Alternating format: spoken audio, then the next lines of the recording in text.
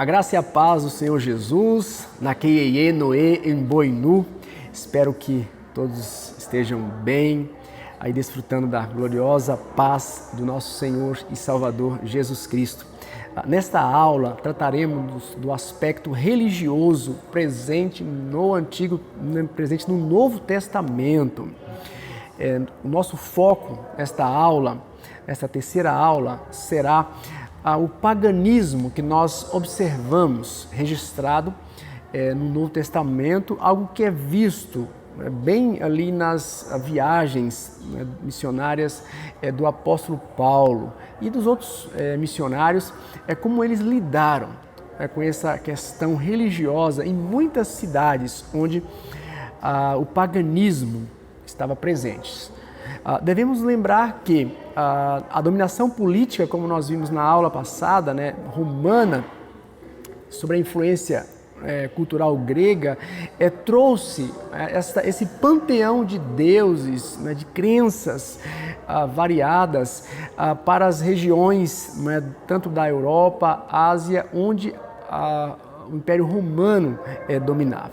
É sobre isso que nós vamos tratar nesta aula, e lembrando que ao abordar sobre o paganismo nós faremos conexão e traremos aí a luz do Evangelho, uma vez que a Bíblia expõe acerca da ignorância humana em criar deuses, e trataremos sobre a verdade absoluta que há um só Deus. Nosso estudo, embora nesse aspecto religioso, nossa abordagem seja bíblico-teológica, o foco do nosso estudo nesta aula será a unicidade de Deus. Isso quer dizer que outros aspectos ligados ao estudo de Deus, como a Trindade, os atributos divinos, esses temas foram tratados no estudo de Teologia Sistemática 1, algo que nós já apresentamos aos irmãos. Então, nosso foco aqui será naquilo que a Palavra de Deus fala sobre a doutrina da unicidade de Deus, em que há um só Deus. E esta é a verdade absoluta que nós recebemos do Senhor, da revelação de Deus em sua palavra. Então, o pressuposto básico da negação da existência de Deus e da existência de diversas concepções de deuses acerca da divindade, nós veremos que está fundamentado na alienação humana em decorrência do pecado. Tanto que estudos arqueológicos, históricos, revelam que o paganismo ou a crença em deuses está presente desde os primórdios da organização social humana lá na Mesopotâmia, algo que os registros arqueológicos têm demonstrado. E fala-se em centenas de divindades criadas pelo ser humano desde que o homem pecou e se alienou de Deus. Então, nós veremos brevemente, pois o nosso foco é estudarmos as questões culturais ligadas à palavra do Senhor, embora falar de religião seja uma questão cultural, mas não pretendemos tratar exaustivamente sobre o paganismo presente, não é o nosso objetivo. As divindades pagãs citadas no Novo Testamento fazem parte do panteão grego, que foi renomeado pelos romanos. Então, nós veremos aí menções que aparecem nos registros feitos por Lucas no livro de Atos, uma vez que estão relacionados ao avanço da igreja. Como nós mencionamos na aula anterior, na parte da geografia bíblica, o apóstolo Paulo lidou em muitas cidades com essas questões das crenças. Nós vemos também no livro de Apocalipse, nas cartas escritas às 7 igrejas, como também havia influência pagã de crenças em vários deuses presentes ali que seduziam os crentes ou a abandonar a fé no único Deus verdadeiro, ou, como também a tática de Satanás, fazer com que haja um sincretismo religioso colocando, né, a crença em Deus pareado com a crença em outras divindades que, como nós veremos, né, na palavra do Senhor, são obras feitas por mãos humanas. Nós veremos com destaque um pouco mais à frente, né, sobre o que a palavra de Deus fala acerca da crença nesses deuses. Então, a cultura religiosa, né, do paganismo, nós vemos que estão ali ligados, né, ao território da Ásia Menor e Europa, especificamente. Algo que não está muito presente, por isso que os registros aparecem mais no livro de Atos, escritos por Lucas, em decorrência das viagens missionárias. Eles não se encontram muito ali, ou não há menção, né, no contexto, né, da Judéia e Galiléia. Então, vejamos aí algumas dessas divindades que aparecem no contexto do Novo Testamento. Em Atos, capítulo 19, versículo 28, nós vemos aí o registro, né? Ao ouvirem isso, eles ficaram furiosos e começaram: grande é a Artemis dos Efésios. Então, nós temos aí esse nome Artemis, né, que também ela é conhecida como Diana, né, dos Efésios. Isso porque o nome varia, né, dependendo a escrita. Não é? O grego utiliza, né, Diana, os romanos utilizam Artemis. Então nós temos aí nomes diferentes para a mesma, né, divindade que era adorada em Éfeso. Mas nós vemos como a palavra de Deus, né, frutificou ali, trazendo, né, conversão, trazendo mudança na vida de muitas pessoas que abandonaram o culto a esta deusa, abandonaram seus livros, tudo aquilo que contrariava, né, a Deus, e passaram a seguir o Evangelho de Jesus Cristo, o nosso Senhor. Pois é isso que o Evangelho faz. Transforma vidas, né? Faz da pessoa uma nova criatura que agora passa a viver para o único Deus verdadeiro. Nós temos também Atos 28:11, a menção de, né, duas divindades. Aqui é o contexto grego. Atos 28:11, passados 3 meses embarcamos num navio que tinha passado o inverno na ilha. Contexto da viagem missionária, ou melhor, pode-se dizer missionária, mas é um contexto da última viagem que o apóstolo Paulo faz, quando ele se dirige a Roma. Paulo está sempre em missão. Então, não entra nas tradicionais viagens missionárias, nas 3 viagens missionárias, mas não podemos esquecer que o apóstolo Paulo esteve sempre em missão, né, falando do Evangelho, falando de Jesus Cristo. Então, ali ele menciona: era um navio alexandrino que tinha por emblema os deuses gêmeos Castor e Pólux. Então, são 2 divindades consideradas, né, dentro do panteão grego, né, como filhos de Zeus, né, que era o maioral dos gregos né, Zeus, que para os gregos era o maioral dos deuses, né, o principal deus, né, do panteão. Também em Atos capítulo 14, versículo 11 e 12, nós temos ali uma menção referida a Zeus e Hermes. Ao ver o que Paulo fizera, a multidão começou a gritar em língua licaônica: os deuses desceram até nós em forma humana. A Barnabé chamavam Zeus e a Paulo chamaram de Hermes, porque era ele quem trazia a palavra. Então aqui nós temos também dois termos, né, gregos para divindades também considerados pelos romanos. Zeus era o Júpiter, Hermes era o Mercúrio. Algumas traduções variam para falar da mesma pessoa. Então, esse Zeus, como nós já nos referimos, era a principal divindade do panteão grego.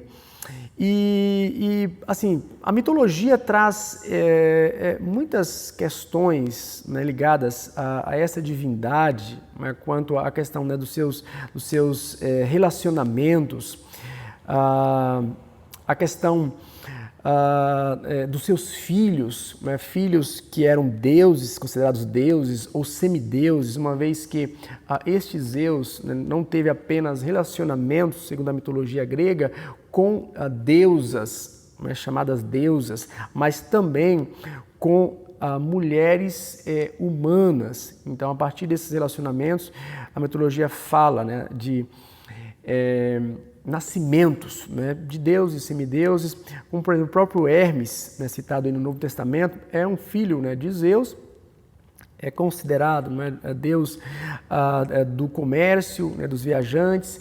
Então há as várias outras divindades, Apolo, Atenas, são também divindades consideradas filhos, né, desse Deus. Então, falar, né, da mitologia grega, né, do panteão de Deus, é falar justamente, né, de padrões, né, que, analisados à luz da palavra de Deus, mostram, né, tanto a ignorância, a estupidez humana, de criar certas divindades, de atribuir a eles poderes. Essas certas divindades, né, não tinham assim, padrões morais, conforme a palavra de Deus trata a nós. Esses certos deuses, né, essas falsas divindades, são retratadas muitas vezes como traidoras, né, tanto, né, do próprio relacionamento entre as divindades. Então, por exemplo, nós temos um Deus que casa com uma deusa, mas também que trai a deusa com uma mulher humana. Então, são histórias, né, da mitologia grega que, nessa trajetória missionária do apóstolo Paulo, aparecem nos registros de Lucas, que só revelam a ignorância, né, humana. Tal como nós já nos referimos desde os tempos primórdios, né, na Mesopotâmia, no Egito, né, quando nós estudamos, né, sobre a cultura do Antigo Testamento, nós falamos do panteão egípcio. E panteão é algo ligado à questão cultural humana, dada essa capacidade, né, criativa do ser humano. Então, durante toda a história da humanidade, nós vemos como a humanidade foi capaz, né, de criar divindades ou panteões, né, de divindades em todos os lugares.